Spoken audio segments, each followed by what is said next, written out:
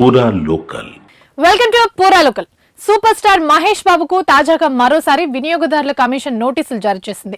ఓ real estate సంస్థ ప్రచారకర్తగా వ్యవహరిస్తున్న నేపథ్యంలో మహేష్ బాబుకు నోటీసులు అన్నట్టు సమాచారం. సాయి సూర్య డెవలపర్స్ సంస్థను మొదటి ప్రతివాదిగా, యజమాని కంచర్ల సతీష్ చంద్రగుప్తను రెండో ప్రతివాదిగా, ప్రచారకర్త సినీ నటుడు మహేష్ బాబును మూడో ప్రతివాదిగా చేరుస్తూ కమిషన్లో ఫిర్యాదు దాఖలైంది.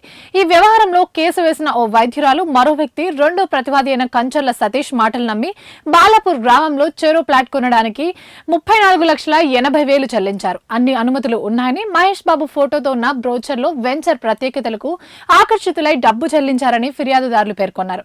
ఆ తర్వాత లేఅవుట్ లేదని తెలుసుకుని డబ్బు తిరిగి ఇవ్వమంటే కేవలం 15 లక్షలు మాత్రమే, అది కూడా వాయిదాల్లో ఇచ్చారని, అలా ఆలస్యం చేస్తూ ముఖం చాటేయడంతో మిగిలిన డబ్బు ఇప్పించాలని ఫిర్యాదుదారులు కమిషన్ను ఆశ్రయించారు.